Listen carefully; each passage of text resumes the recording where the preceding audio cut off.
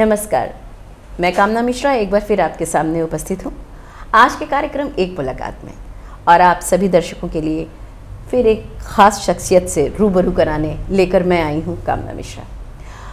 हम हमेशा नारी सौंदर्य की बात करते हैं। साहित्यकारों ने, गज़लकारों ने, कवियों ने कितना कुछ लिखा है नारी सौंदर्य के ऊपर। नारी सृष्टि के समान है, नारी जिसके ऊपर परिवार की पूरी धुरी है। लेकिन यदि नारी मानसिक और शारीरिक रूप से अस्वस्थ है तो उसका पूरा असर उसके परिवार पर पड़ता है, उसके कार्य क्षेत्र में पड़ता है। आज नारी बहुत कुछ कर रही है। एक ऐसी ही सक्षम नारी से आज आपको मैं मिलवाने लाई हूँ। Max super speciality Patparganj hospital में वरिष्ठ स्त्री रोग विशेषज्ञ आदरणीय डॉक्टर परिणीता कालिता, आपका हमारे स्टूडियो और आज के आयोजन में स्वागत है। नमस्कार। नमस्कार डॉक्टर साहब, थोड़ा सा तो हम आपके बारे में जानना चाहेंगे कि डॉक्टर परिणीता डॉक्टर कैसे बनी। थोड़ा सा आप अपने परिवार के बारे में बताएं। मैं आसाम से बिलोंग करती हूँ जी। मैं गुवाहाटी की हूँ। तो मेरी जो माँ जी है, मतलब माँ है, मदर, वो डायरेक्टर ऑफ हेल्थ सर्विस में जॉब करते थे अकाउंट में। तो उनके पास सारे डॉक्टर्स आते थे। तो उनका भी बहुत इच्छा हुआ कि मेरी भी, उनके 3 बच्चे, मेरे 2 भाई हैं और मैं सबसे बड़ी हूँ। तो उनको भी इच्छा था कि कोई भी डॉक्टर बने, कि डॉक्टर, सारे डॉक्टर के साथ ही वो सुबह से शाम तक रहते हैं। तो उनकी बेटी डॉक्टर बनी। तो हाँ, वही हुआ कि मैं, रिज़ल्ट अच्छा हो गया, मेरे सिलेक्शंस हो गए, साइंस में थी, तो बस मैं डॉक्टर बन गई। और उसके बाद हमारे MBBS के बाद दोबारा सुपर स्पेशलिटी करना पड़ता है। तो उसके लिए मुझे फिर एग्ज़ाम देना पड़ा और मैं गायनी में सेलेक्ट हो गई। तो सब लोग बहुत खुश हो गए, चलो मैं भी कोई नारी के लिए एक फीमेल होने की वजह से कर पाऊंगी, उनका भला कर पाऊंगी, जो भी हेल्प कर पाऊंगी मेरे हिसाब से। तो मैं गायनोकोलॉजिस्ट बन गई। बहुत अच्छी बात है डॉक्टर साहब। आप बताएं, वैसे देखिए स्त्रियों की बहुत सी समस्याएं हैं। आप स्त्री रोग विशेषज्ञ हैं, वरिष्ठ डॉक्टर हैं। कितना समय हो गया आपको प्रैक्टिस करते हुए? 20 ईयर्स, 20 साल हो गए। और आपके परिवार के बारे में, आपके पतिदेव, बच्चे, कुछ बताएं कृपया। मेरे पतिदेव ऑर्थोपेडिक सर्जन हैं, वो भी दिल्ली में ही है, डॉक्टर हैं। हाँ जी, डॉक्टर है और हड्डी के डॉक्टर है, ऑर्थोपेडिक सर्जन जी, जी। मेरे 2 बच्चे हैं, बेटा है और एक बेटी है। बेटा बड़ा है, वो अभी UK में है, इकोनॉमिक्स में मास्टर्स कर रहे हैं। और मेरी डॉटर है, वो भी ग्रेजुएशन किया इकोनॉमिक्स में ही, दिल्ली यूनिवर्सिटी से, और अभी अब जॉब में है और फिर फर्दर स्टडी करेंगे। मम्मी पापा दोनों डॉक्टर हैं और बच्चों ने इकोनॉमिक्स सेलेक्ट किया है। चलिए कोई बात नहीं। अच्छा डॉक्टर साहब, मेरा प्रश्न आपसे ये है, जैसे कि आज की एक ज्वलंत समस्या है, मैं ये जानना चाहती हूँ कि ये जो मीनोपॉज, जिसे हम रजोनिवृत्ति कहते हैं, स्त्रियों में 40 से 50 के बीच में होती है, तो इसमें बहुत सारी समस्याएं औरतों को आजकल क्या ज़्यादा खड़ी हो रही हैं। मूड स्विंग्स होना, हॉट फ्लैशेस होना, गुस्सा आना, क्योंकि परिवार पर बहुत असर पड़ता है, विशेष रूप से हस्बैंड वाइफ रिलेशनशिप में बहुत असर पड़ता है। और जैसा कि आप जानते हैं, शादियां देर से हो रही हैं, तो वो 40 क्रॉस कर जाती हैं, बच्चे छोटे ही होते हैं, तो वो समझ में नहीं आता ये इस तरह से क्यों बिहेव कर रही हैं। आप पहले तो डॉक्टर साहब ये बताएं कि ये समस्या आज ज़्यादा उग्र हो गई है अभी के न्यूक्लियर फैमिली की वजह से, या औरतों पर नौकरी का प्रेशर है, या पहले भी उतनी ही उग्र थी, और इसके क्या कारण हैं? मैं कहूँगी कि आजकल ज़्यादा जागरूक हो गए हैं। पहले लोग सोचते थे कि होता तो तब भी था यही सारे चीज़ें। हाँ, थोड़ा सा साइकोलॉजिकल सपोर्ट होता था, क्योंकि आपने जैसे बोला जॉइंट फैमिली होते थे, तो आपने जो भी उनका काम होता था वो डिवाइडेड होते थे, सब एक दूसरे को हेल्प करते थे। अब ऐसा नहीं है।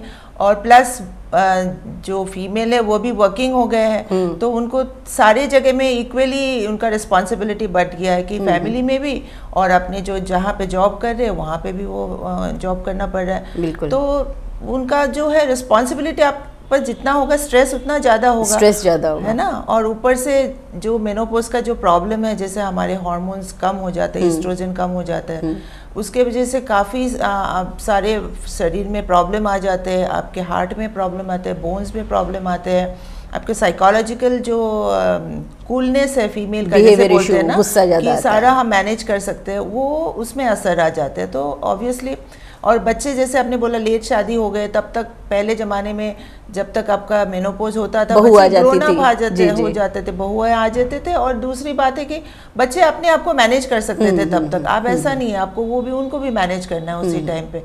तो ये सारे प्रॉब्लम ऑब्वियसली ज़्यादा हो गया है, और जागरूकता ज़्यादा हो गया तो ज़्यादा वो सोचते हैं कि ऐसा क्यों हो रहा है मेरे साथ। और जैसे हाँ, आपने बोला हस्बैंड के साथ प्रॉब्लम होता है, सेक्सुअल एक्टिविटी भी होती है तो उसमें भी असर पड़ जाता है। तो सब तरफ से उनके पास स्ट्रेस हो जाता है, तो ऑब्वियसली ज़्यादा हो गया है। तो डॉक्टर साहब, आपको ऐसा नहीं लगता है कि जब ये स्ट्रेस हो रहा है, न्यूक्लियर फैमिलीज हैं और लेडीज़ के ऊपर ऑब्वियसली सभी वर्किंग हैं, आप भी वर्किंग हैं, मैं भी वर्किंग हूँ, तो अधिकतर महिलाएं वर्किंग हैं, तो अगर इतना स्ट्रेस होता है तो उसके लिए अवेयरनेस भी तो क्रिएट करनी चाहिए ना, क्योंकि हस्बैंड्स या जो भी फैमिली मेम्बर्स हैं उनको ये चीज़ नहीं पता इतनी ज़्यादा, और बीवी के मुंह से तो सुन के कोई भी नहीं जानेगा।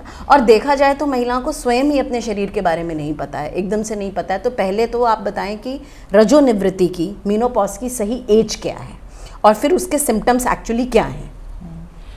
तो सही एज है कि अगर 45 के बाद आपका हो जाए, और आजकल देखा गया है कि जैसे आपका न्यूट्रिशन अच्छा हो गया, अवेयरनेस ज़्यादा अच्छा हो गया, तो आजकल थोड़ा लेट हो रहा है। पहले थोड़ा जल्दी होता था, आजकल अराउंड 50 होता है। तो up to 55, between 45 to 55 is considered as normal, मतलब ठीक है, इस एज में हो सकता है।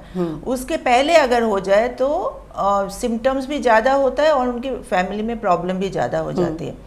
और जब मेनोपॉज होता है उससे पहले एकदम से आपका महावरी बंद नहीं होता, उससे एक फेज होता है जो पेरी मेनोपोजल बोलते हैं, उसमें सबसे ज़्यादा सिम्टम्स होता है आपका। जैसे कोई होता है ना, आप ड्रग एडिक्ट है, जैसे आपने कुछ ड्रग्स खा रहे जैसे, और उसको आप विड्रॉ कर दिया आपके बॉडी से, वैसे ही हमारे हार्मोन्स होते हैं एस्ट्रोजन, जो धीरे धीरे वो विड्रॉ होने लगता है, मतलब ख़त्म होने लगता है। जो हमारे अंडादानी है, जिसको हम ओवरी बोलते हैं इंग्लिश में, वहाँ से वो निकलता है और वो धीरे धीरे कम होते जाता है, तो उसका इफ़ेक्ट कम हो जाता है। तो हमारे सारे जो सिनेरियो है, जो हमारा मेंटल स्टेटस है, बॉडी का जो है, वो सारे ख़त्म होते रहता है और मेनोपॉज की तरफ जाते हैं। उसी टाइम हमको बोलते हैं पेरी मेनोपोजल, है ना। वो पेरी मेनोपोजल जो सिम्टम्स आते हैं उसमें सबसे ज़्यादा ये होता है कि आपका गुस्सा ज़्यादा आने लगता है, आप स्ट्रेस नहीं ले पाते हैं, आपका नींद में बहुत ज़्यादा असर होता है। देखते हैं कि नींद जैसे पहले होते थे, आप सोते ही आप सो जाते थे, मतलब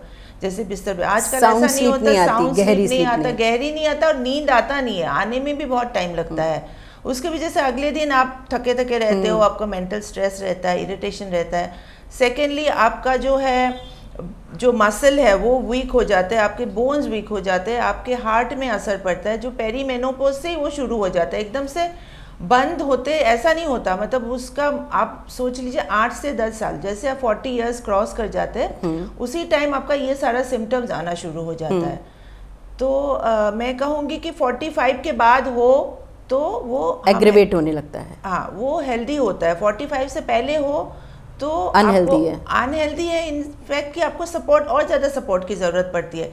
इवन आपको हार्मोनल सपोर्ट की भी ज़रूरत पड़ सकती है उस टाइम।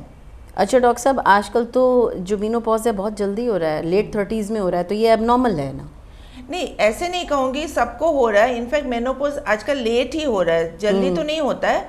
बट किसी को अगर 30-35 ईयर्स में हो जाता है तो that is very dangerous to your body. In fact ज़्यादा आपका प्रॉब्लम शुरू हो जाता है जल्दी एज में। उस टाइम में आपको ज़रूर डॉक्टर्स के पास जाना चाहिए और आपको हार्मोनल सपोर्ट लेना चाहिए। एटलीस्ट 40-45 तक आपको कोई सपोर्ट रहना चाहिए कि जो आपके बॉडी में नहीं है। जैसे आपको थायराइड हो जाए तो उसमें क्या होता है, थायराइड हार्मोन खत्म हो जाता है तो आपको बाहर से दिया जाता है, बाहर से। उसी तरह इसमें भी आपको अगर इतना यंग एज में आपको मेनोपॉज हो जाता है तो आपको हार्मोनल सपोर्ट की ज़रूरत पड़ती है, ये प्रॉब्लम आ जाती है। अच्छा डॉक्टर साहब, ये जैसे मेनोपॉज स्टार्ट हो गया है तो ये जो सिम्टम्स चल रहे हैं, चूँकि हमारे दर्शक श्रोता सभी लोग, पुरुषों को भी मैं चाहती हूँ कि वे जानें कि ये कब तक चलेगा। ये जैसे मूड स्विंग्स हैं, हॉट फ्लैशेस हैं, गुस्सा आना है, नींद नहीं आना है, क्योंकि नींद नहीं आएगी तो और तरीके के हार्ट प्रॉब्लम्स, जैसे आप कह रहे हैं, ऑलरेडी लोग डायबिटिक हैं, ऑलरेडी आजकल लोग हार्ट प्रॉब्लम बहुत है डॉक्टर साहब। तो अगर ये सारी चीज़ें इकट्ठी होती रहेंगी तो पूरे स्वास्थ्य के ऊपर असर पड़ेगा, फैमिली और कार्य क्षेत्र पड़ेगा ही। तो ये मेनोपॉज का फेज़ ये कब तक चलता है एक नॉर्मल स्वस्थ औरत के लिए? हाँ, मेनली हॉट फ्लैशेस जो आपने बोला अभी, हॉट फ्लैशेस, एकदम से आपको गर्मी लगती है, पसीना आ जाता है और थोड़ी देर बाद अपने आप ही ये ठीक हो जाता है। लोग आराम से बैठे हुए हैं बट आपको अलग से आपको पंखा चाहिए, एसी चाहिए, उस तरह से गर्मी आ जाती है। तो वो सबसे इरिटेबल सिम्टम्स होती है। तो वो यूजुअली 5 इयर्स के बाद, जैसे आपको महावरी बंद हो गया जी, उसके 5 इयर्स तक कभी कभी ये चल सकता है, 5 साल तक चलता 5 साल तक, और उसके बाद ये ख़त्म हो जाता है, धीरे धीरे वो एडजस्ट हो जाता है। मतलब बॉडी एडजस्ट होने की बात है कि हमारे पास एक चीज़ था हार्मोन जो हम एस्ट्रोजन कहते हैं, वो हमारे बॉडी से जैसे ही निकल गया तो उसमें एडजस्ट होने में टाइम लगता है और ये सारे सिम्टम्स आ जाते हैं उसके वजह से, और 5 इयर्स में यूजुअली ये ख़त्म हो जाता है। अगर 5 इयर्स के बाद भी ये नहीं हुआ तो ये हम इसको एबनॉर्मल मानेंगे और इसके लिए अलग से आपको ट्रीटमेंट की ज़रूरत पड़ सकती है। डॉक्टर साहब, ये जो मीनोपॉज होता है, जो आपने बताया हार्मोन एस्ट्रोजन उसका ख़त्म हो गया सीक्रेशन होना, तो आप बताएं इसमें क्या मतलब ब्यूटी ख़त्म होती है, मोटापा आता है? क्योंकि ये सिम्टम्स जानने, बाल झड़ते हैं, थोड़ा बाल्डनेस आती है, मोटापा आता है, तो ब्यूटी अगर औरत की ख़त्म होने लगे तो एक स्ट्रेस वैसे ही बढ़ जाता है बहुत ज़्यादा। तो बहुत ज़्यादा। आप ये बताएं कि इसको किस तरीके से कंट्रोल, क्योंकि आप तो बहुत खूबसूरत हैं और जिस तरह आप बता रही हैं कि तो एक महिला होने के नाते आप डॉक्टर भी हैं, तो हमारे दर्शक ये जानना चाहेंगे, जैसे आप देख सकते हैं कि डॉक्टर साहब तो बहुत खूबसूरत हैं, वेल मेंटेन भी हैं, मीनोपॉज ऑब्वियसली हुआ होगा या होने वाला होगा, बच्चे बड़े हैं, इतनी पढ़ी लिखी हैं, तो नेचुरल सी बात है 18-20 साल की उम्र में शादी नहीं होगी।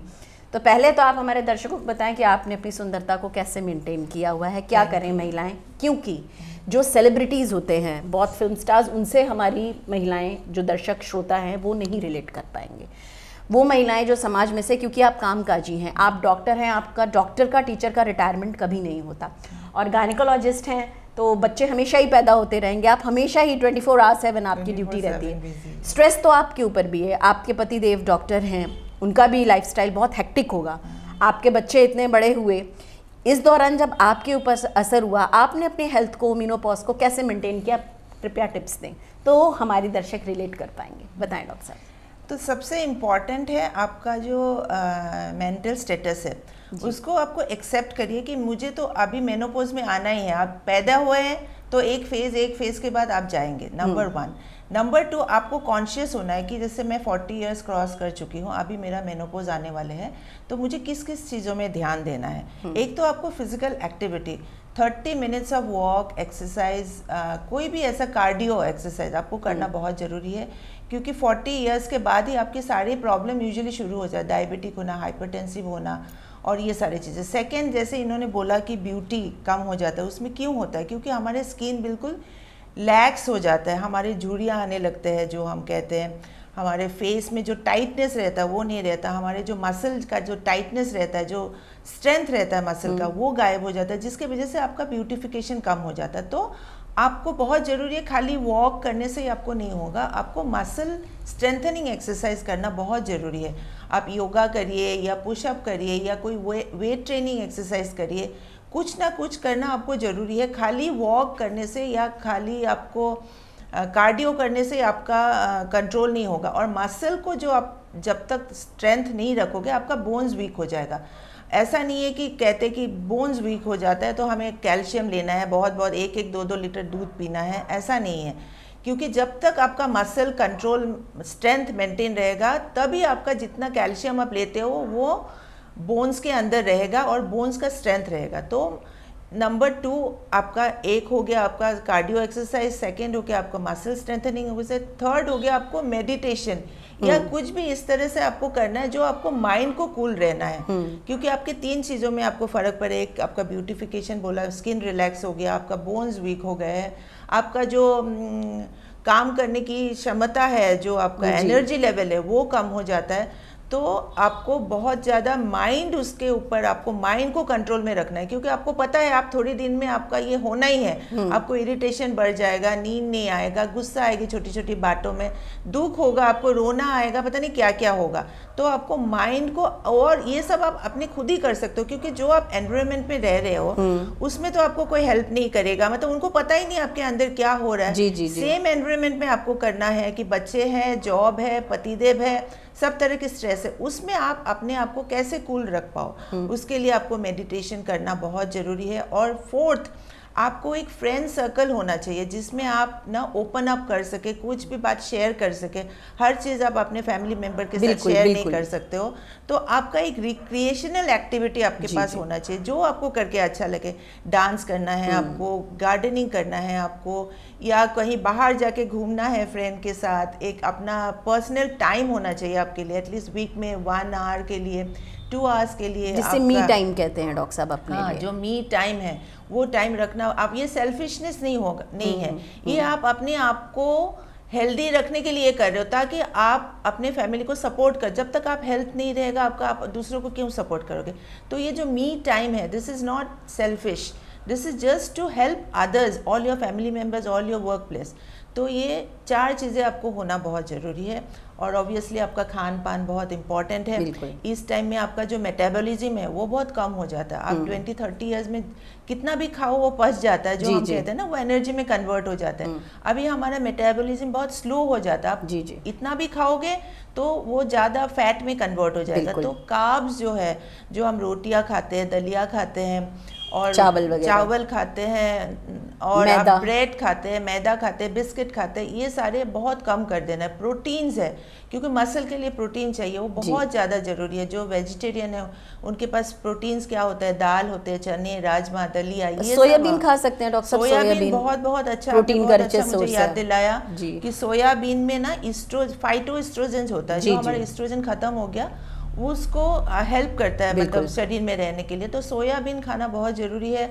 सौंफ है एक ऐसी चीज है जो आपको खाना है, डाइजेस्टिव सिस्टम को भी बहुत सही रखता है। हाँ, डाइजेस्टिव प्लस इसमें भी आपको एस्ट्रोजन को हेल्प करता है सौंफ खाने से। तो देखो हमारे जो इंडियन पहले खाना होता था कितना अच्छा होता है, तो वो आपको सौंफ खाना चाहिए, आपको सोयाबीन खाना चाहिए, प्रोटीन ज़्यादा खाना चाहिए, वेजिटेबल्स ज़्यादा खाना चाहिए, फ्रूट्स खाना चाहिए। फ्रूट्स आपको रॉ फ्रूट्स खाना चाहिए, जूस बना के नहीं लेना है उसको, क्योंकि फाइबर्स की बहुत ज़रूरी है। आपकी जैसे मैंने बोला मेटाबॉलिज्म कम हो जाएगा तो आपको कॉन्स्टिपेशन होने लगेगा, इस टाइम धीरे गैस हो जाएगा, तो ये सब खाना बहुत जरूरी है। तो मतलब डॉक्टर साहब, जो आप लोग श्रोतागण जो आप सुन रहे हैं कि हमारी डॉक्टर साहब ने ये कहा कि यदि महिलाएं स्वयं को खुश रखने के लिए व्यस्त रखती हैं, पहली बात तो डॉक्टर साहब इससे ये निकल के है कि सीखने की कोई आयु नहीं होती है। कोई नहीं, किसी को पेंटिंग सीखनी है, नृत्य सीखना है, बच्चे छोटे हैं तो समय नहीं मिलता। जो मीनोपॉज का समय है 45 प्लस आप कह रही हैं, 55 के बीच में, उसमें अधिकतर महिलाओं के पास समय होता है, क्योंकि बच्चे अगर 10th में भी हैं तो अपने पढ़ाई में बिजी हैं। खुद को तो डांस, पेंटिंग, लेखन, कविता, गार्डनिंग, जिसमें भी इंटरेस्ट है।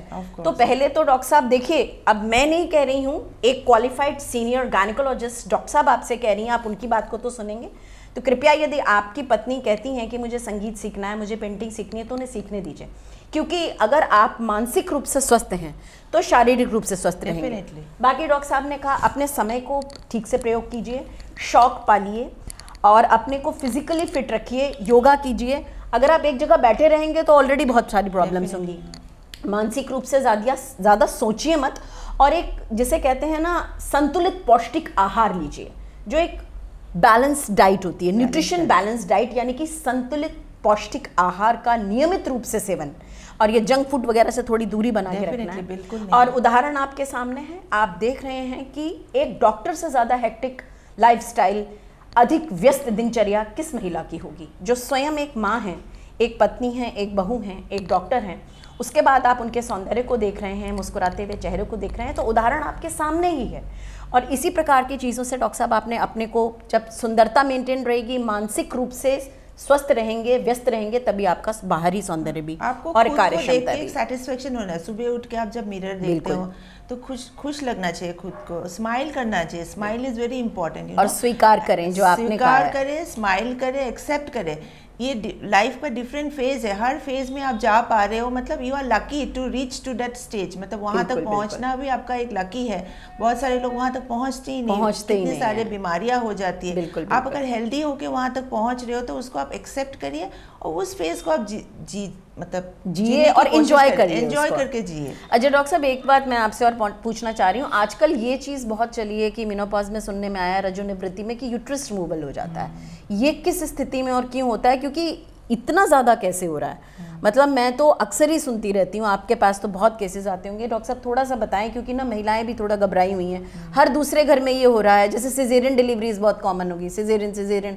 अभी यूट्रस रिमूवल हमारी माँ नानी दादी का तो नहीं हुआ। तो डॉक्टर साहब एक प्रश्न ये भी होगा, कृपया इस प्रश्न का उत्तर दें। हाँ, जैसे हमारे 40 इयर्स क्रॉस कर जाते हैं तो बहुत सारे बीमारियाँ यूट्रस के बीमार, जैसे अब ओल्ड एज में होता है ना, तो यूट्रस में भी आजकल बीमारियाँ ज़्यादा हो रही है और पकड़ पा रहे। पहले क्या होता था, लोगों को पता नहीं होता कि पीरियड आए जा रहे और वो एनीमिक हो गए, मतलब आपके खून की मात्रा में कमी हो गए। आजकल क्या होता है, पहले क्योंकि अल्ट्रासाउंड आ गया तो पहले ही हमें पता चल जाता है कि इनके यूट्रस में, आपने सुना होगा, रसौली हो जाता है बहुत ज़्यादा। पहले ज़माने में 6 से 10 12 बच्चे होते थे, तो यूट्रस क्या होता था, पूरा टाइम एक काम में लगे होते। बच्चा पैदा किया, थोड़े दिन बाद और एक बच्चा पैदा किया। जो इसका जो फंक्शन है, यूट्रस का काम क्या है, भगवान ने औरत के अंदर यूट्रस बच्चादानी जो बोलते क्यों दिया हुआ है, इसका और बॉडी में कोई एक्शन नहीं है। एक ही एक्शन है कि इसको बच्चा बनाने के लिए भगवान ने दिया हुआ है। तो पहले 10 12 14 बच्चे होते थे, तो वो पूरा टाइम जो 20 साल होता है, 20 साल के लेके 40 साल तक, जो 20 ईयर्स स्पैन ऑफ लाइफ है, उसमें वो एक्टिव रहता था, काम करते रहता था। आजकल क्या हो, एक बच्चा करेंगे, 2 बच्चा करेंगे, तो यूट्रस का कोई काम नहीं होता, वैसे ही पड़ा रहता है। तो उसमें और कोई बीमारियां हो जाती है। जैसे फाइब्रॉइड बहुत कॉमन हो गया आजकल, देखा जाए कि आपने देखा होगा फाइब्रॉइड होता है, और एक बार फाइब्रॉइड होता है तो उसका कोई मेडिकल ट्रीटमेंट नहीं है, मतलब उसका एक ही एक ही उपाय है, वो सर्जरी है। तो या तो आप फाइब्रॉइड को निकाल दीजिए, और अगर 40-45 साल हो गया और उसकी वजह से आपको शरीर में असर पड़ रहा है कि पीरियड ज़्यादा हो रहा है, आपको एनीमिक हो रहे हो आप, खून कम हो रहा है बॉडी में, तो उसका एक ही उपाय है कि हमें सर्जरी के लिए उसको निकालना होता है। पर डॉक्टर साहब, बच्चे ज़्यादा होने से भी तो बहुत प्रॉब्लम होती है। वो तो है, बट सबका ना एक प्रोज एंड कॉन्स है, मतलब क्या है बोलते, मतलब शरीर जो है औरत का, उसका फंक्शन, मतलब आपके कोई भी अंग दिया हुआ है भगवान ने, किसी पर्पज से दिया हुआ है उसको आप जब यूज नहीं करोगे तो डेफिनेटली उसमें बीमारी, जैसे कोई भी चीज आप अगर एक चाकू वहां पे ऐसे पड़ा रहे, उसको यूज नहीं करे तो जंग लग जाता है ना, कॉमन सेंस में ये है। तो वैसे हमारे शरीर में कोई भी आप यूज नहीं करोगे, है ना, आप लेग्स की यूज नहीं करोगे, बैठे रहोगे तो क्या हो जाएगा, बीमारी हो जाएगी उस जगह पे। वैसे यूट्रस को आप यूज नहीं करोगे, बच्चा बना नहीं रहे हो, मतलब नहीं रहो, क्योंकि हमारे ऐसे लाइफस्टाइल है, क्योंकि डॉक्टर बच्चे तो एक दो ही, उसका तो कुछ तो असर पड़ेगा। और हमारी आबादी तो हमने चाइना को भी पीछे छोड़ दिया है, तो बच्चे तो अभी अब लेडीज वर्किंग भी है तो 2 ही बहुत हैं। बट ये है कि आपने जो हेल्दी लाइफस्टाइल कहा उसको अपनाना चाहिए। दूसरी है, आपको कैंसर हो जाता है, यूट्रस के माउथ में कैंसर हो जाता है। ये बहुत बड़ी इन्फॉर्मेशन आप लोगों को मैं दे रही हूँ, जिसको बोलते हैं सर्वाइकल कैंसर। वो अभी पूरे वर्ल्ड में एक ही कैंसर का वैक्सीन आया है, वो है सर्वाइकल कैंसर वैक्सीन। उसको लगाने से 70-80% केसेस में कैंसर नहीं होता। जो HPV इन्फेक्शन होता है, एक वायरल इन्फेक्शन होता है जो सेक्सुअली ट्रांसमिटेड है, उसके वजह से वो कैंसर होता है। अब कल ही हमारे पास एक आए 44 इयर्स की ओल्ड लेडी है, इतना यंग है, इतना उनको पता ही नहीं। अब जब हमने एग्जामिन किया तो देखा कि इतना फैला हुआ कैंसर है उनके शरीर में। तो ऐसे चीज़ों के लिए आपको सतर्क रहना चाहिए। और वो वैक्सीनेशन 9 इयर्स के बाद सारे गर्ल्स को अब 9 to 14 इयर्स में 2 वैक्सीन लगाने से हमारे काम हो जाता है, और 14 साल के बाद 3 बार लगाना होता है वो वैक्सीनेशन। तो आप ज़रूर जाइए, और थोड़ी दिन में ये हमारे स्कूल के उसमें आ जाएगा, गवर्नमेंट की सप्लाई हो जाएगी। हम ये आशा कर रहे हैं, हम सारे गायनेकोलॉजिस्ट बहुत ज़्यादा सर्वाइकल कैंसर को रोकने के लिए वैक्सीनेशन आ रही है, कृपया ध्यान दें। इसको आप, अगर आपके पास घर में बेटियां हैं तो आप ये ज़रूर लगा लीजिएगा। ये वैक्सीनेशन पूरे वर्ल्ड में एक ही वैक्सीन आया हुआ है कैंसर का, तो उसका ज़रूर आप यूटिलाइज कीजिए और उसको यूज़ करिए।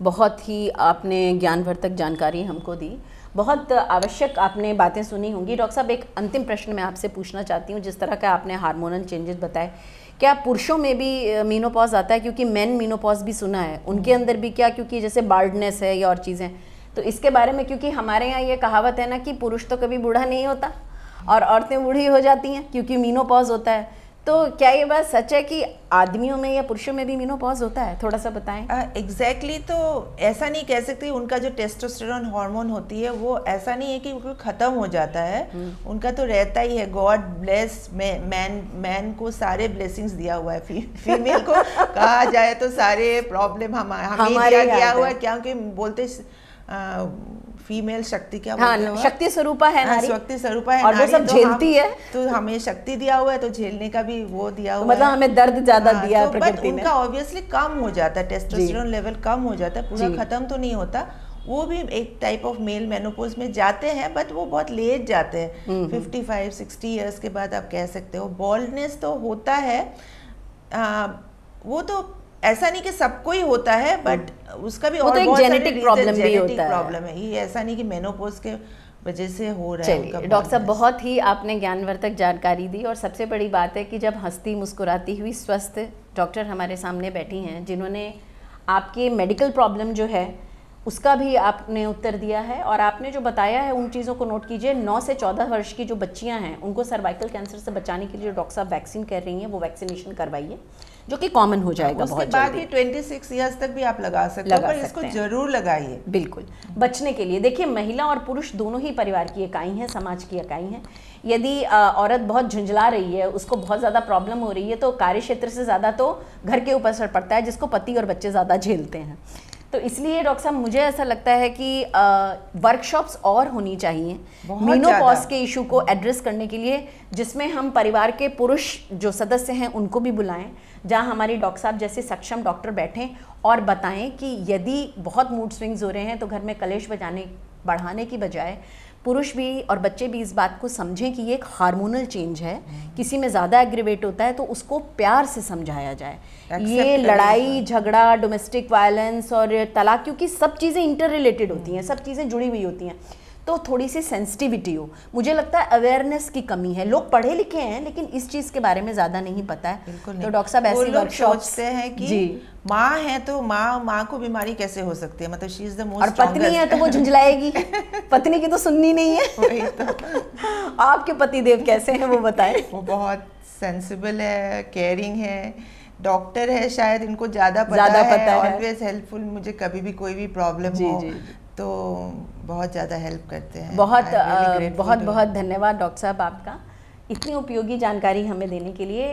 इस विश्व की आधी आबादी, सृष्टि, नारी, जिसके ऊपर ये समाज टिका है, हमारा परिवार टिका है, उसके स्वास्थ्य की जिम्मेदारी, उसका उत्तरदायित्व सिर्फ एक परिवार का नहीं है बल्कि पूरे समाज का है, जिसके लिए हमारी डॉक्टर साहिबा और ऐसे बहुत से डॉक्टर अवेयरनेस क्रिएट कर रहे हैं इस वीडियो के माध्यम से। और डॉक्टर साहब ने जितनी ज़रूरी बातें बताई हैं उनको आप लोग नोट करें और देखें कि ये बात कितनी सेंसिटिव है। मानसिक स्वास्थ्य भी नारी का बहुत आवश्यक है, तभी वो शारीरिक रूप से स्वस्थ रहेगी, जिसमें पूरे परिवार का सहयोग, विशेष रूप से जीवन साथी का सहयोग अपेक्षित है। तो बहुत सुंदर जानकारी हमें डॉक्टर साहब ने दी, और मैं ट्रू मीडिया चैनल की तरफ से डॉक्टर साहब की बहुत आभारी हूँ। डॉक्टर परिणीता कालिता, जो कि max super speciality hospital Patparganj में सीनियर गायनेकोलॉजिस्ट हैं, वरिष्ठ स्त्री रोग विशेषज्ञ। धन्यवाद doctor. Thank you so much. अगर आप ये वीडियो YouTube पर देख रहे हैं तो हमारे चैनल को सब्सक्राइब करें और बेल आइकन को दबाना ना भूलें। अगर आप Facebook पर ये वीडियो देख रहे हैं तो हमारे पेज को लाइक करें।